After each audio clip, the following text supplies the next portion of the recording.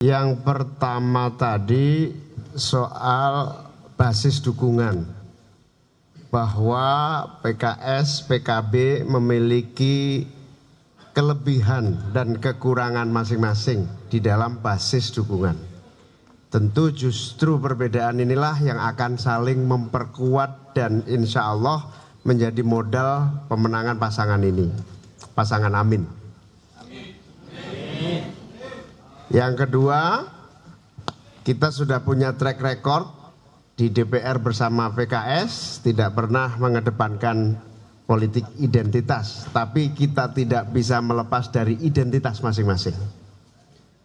Jadi kita punya identitas masing-masing.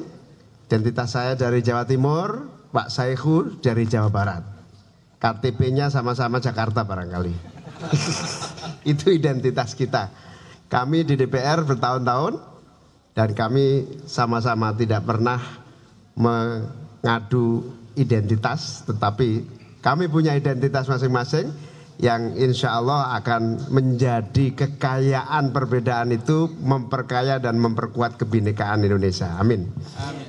Goodbye masa lalu, perbedaan-perbedaan yang nggak penting. Kita songsong masa depan untuk cepatnya terwujud pembangunan yang adil, makmur, dan sejahtera. Amin.